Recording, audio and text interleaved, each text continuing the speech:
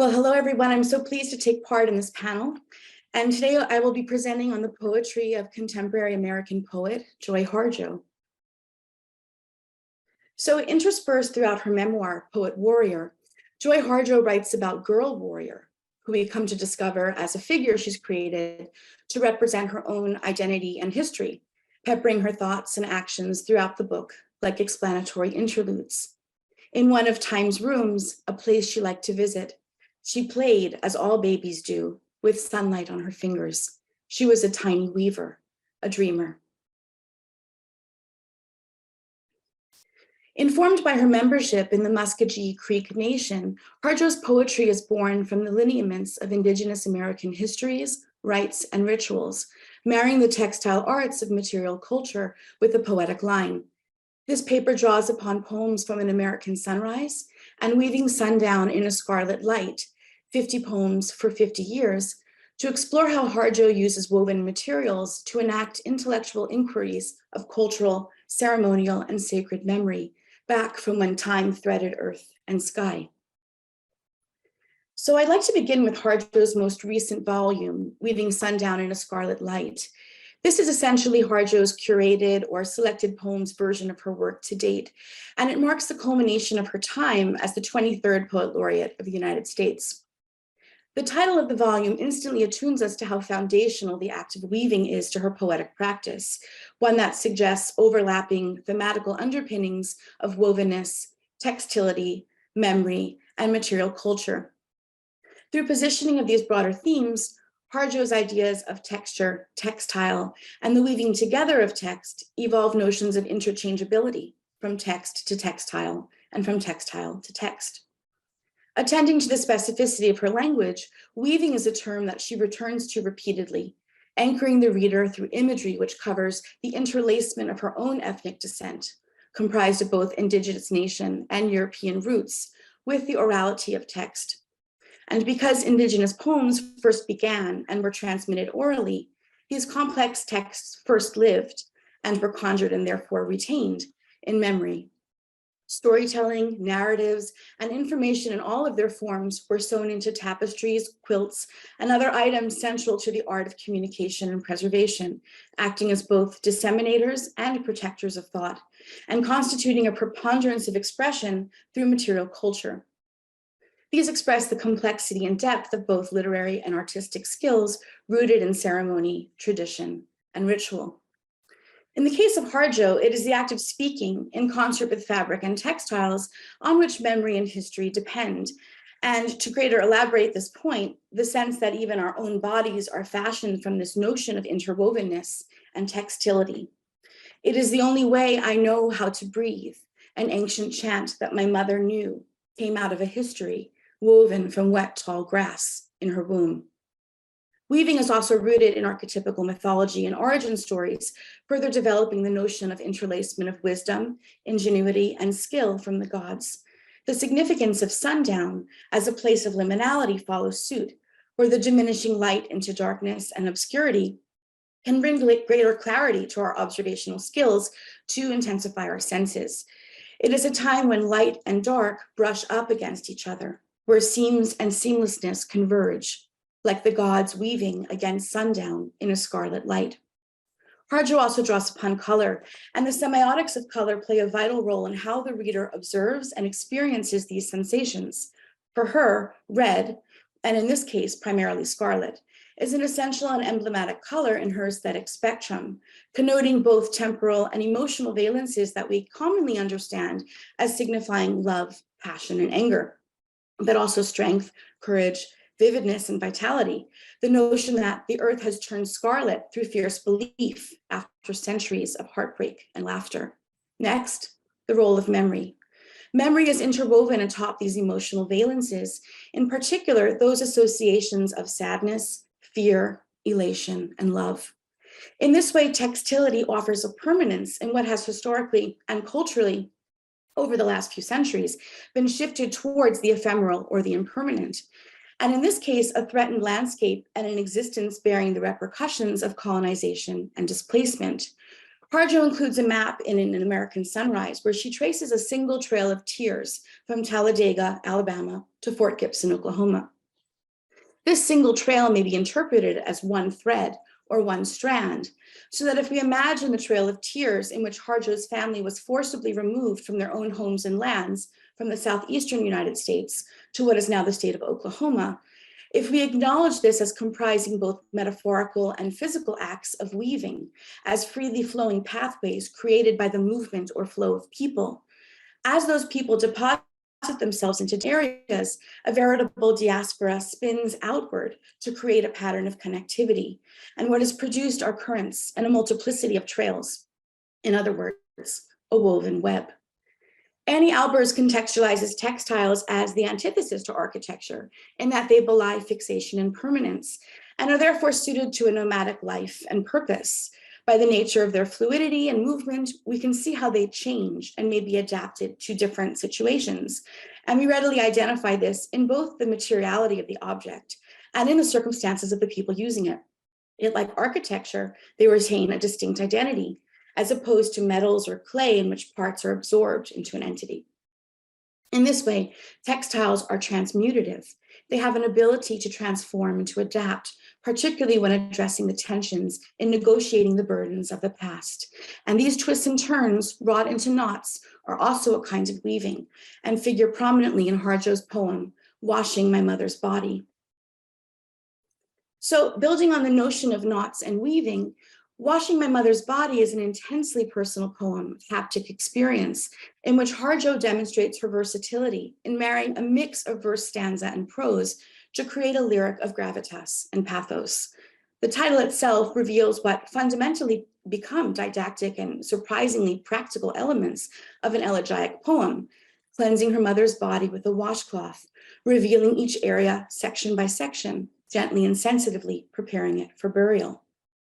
Now, what is interesting is that normally Harjo, when writing about her mother, often gives context to her form through clothing, a pair of red shorts or a fluttering skirt.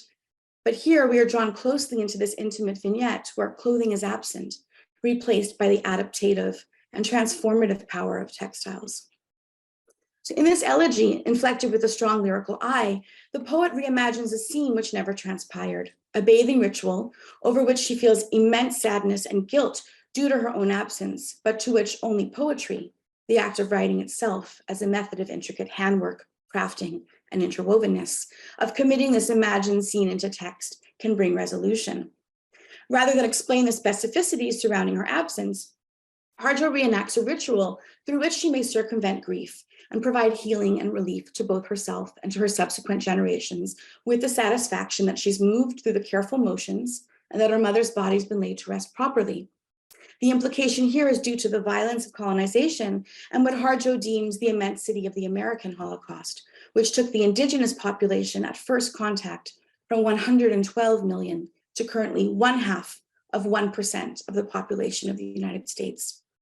It is the hard knowing that former generations were not afforded the ceremonious ritual honorings of the dead, and that she can attempt to unravel the knot of memory by setting these tensions right. Surely textures and textility can be loose and malleable, but they can also bind, suffocate, repress, and subdue by their tight tensions and strictures. Figuring at the center of the poem is a simple washcloth, one of the most basic of household articles, a practical object of mundane materiality, but more strikingly of individual necessity for performing the methodical process of this whole body ablution. Now, there's a definitive sense surrounding the notion of an ablution, that this process is one of honor, and by Harjo's performance of it, that she may venerate her mother in the most sensitive and respectful way she's able, while preparing her farewells through this very individualized, indeed sacred experience. Attending to Harjo's poetic line, we observe that each line of this first stanza is end-stopped by either a comma or a period, which serves to highlight those foundational lines to the poem, which do not follow suit, so that the children and grandchildren are not caught in a knot of regret they do not understand. Her use of the homophones not, N-O-T, and not, K-N-O-T, chime, calling for our greater attention in parsing their meanings, and taking time in our reading to reinforce these ideas of rallying against such entanglement. She employs a mixture of what appear to be rather curt formulaic phrases describing her actions, juxtaposed with fragments that create a more precise understanding of these underlying actualities. The act of washing and draping the body with blankets and cloths allow for acts of meditation and contemplation, qualities attributed to textiles which bring with them an inherent sense of a slowing of pace and an affording of comfort and solemnity. Harjo also likens the sky to being our blanket here on earth. She continues, I straightened the blankets over her to keep her warm for dignity, slowly working the textiles down and covering the body again, revealing one portion of the body and then another. We might also think of textiles acting as a kind of net or, to capture or to hold these finite stories and narratives. All are contained in one's body. And so it's in this delicate handling and ritual that fabric is used directionally and with great purpose. Textility is activated as a means of peregrinating through time, operating as a material syntax that orders and controls narrative memory. Harjo tells us that time is a weave, like a DNA spiral moving within us, through us, and around us. It is always changing. By swathing and swaddling the body, we are in fact lending that same care and protection to the words it encloses, carries, and holds suspended within memory. Paying close attention to the prepositions she employs, Harjo writes of the body as being placed within the dirt into earth, and all stories are returned to the earth, as the realm of narrative and of creation, the duality of a resting place. Once again, it is the materiality of this mundane object that completes the circle, that both signals and signifies that the ritual process has come to an end and will find its resolution in the quiet finitude, dripping dry on the rim of the pan until it parts with all the memory and shape of the body it once caressed. And this is a quote from Robert Bringhurst from The Elements of Typographic Style, and in it he notes that novels are smooth text, a seamless river of words from beginning to end, and he precises what he deems as an ancient metaphor. Thought is a thread, and the raconteur is a spinner of yarns, but the true storyteller, the poet, is a weaver. The scribes made this old and audible abstraction into a new and visible fact. After long practice, their work took on such an even, flexible texture that they called the written page a textus, which means cloth. And we're going to look at just a few excerpts of Harjo's poems, keeping in mind the instant visual impact that they achieve. So in her book, these would be two separate pages that we're looking at. It's from a poem called Exile of Memory. And she writes, we are still in mourning. The children were stolen from these beloved lands by the government. Their hair was cut, their toys and handmade clothes ripped from them. Harjo's use of enjambment of the last two lines mimics a rupture, a split as children are physically separated from their families and stripped of their belongings. The pages of this poem are spare. Harjo has very purposely chosen not to fill them with text and has spread the poem itself out over 14 pages to better visualize these word dynamics. Stanzas are separated by perfectly kerned strands of ellipses points that resemble stitching or perforations at the top of each page. And she doesn't number her stanzas or use glyphs or other kinds of symbols. As such, the poem produced forms a quilt of interrelated pieces with pattern or motif created by the sparsity or density of the words on the pages themselves. These are some excerpts from Becoming 70 for Marilyn Callett. Positing that her creative impulse is primarily kinetic and visual, Harjo orients the reader toward her preoccupation with the physical properties of language and its interlaced visual dynamics on the page, the elongated em dashes, often mimicking the acts of sewing or weaving, again, a kind of ordering of material syntax. These stitched points at the meeting and delineation of stanzas gesture toward fabrication, observing the interiority of a process in which seams that would normally be disguised on the inside are turned inside out and in full view. Now this is an especially, it has a very long title. This is an especially wonderful example of these more graphic and freely flowing poems. The words are zigzagged on the page, enacting a backwards and forwards motion as we read that mimics the periodic motion of weaving on a loom. Confronting form, structure, and the associated manipulation of these stanzas, Harjo fills the pages from left to right with visual and concrete patterning. These motifs help to underscore the reading pace of the poems, to provide underlying details, and ultimately to bring a unique identity to each poem.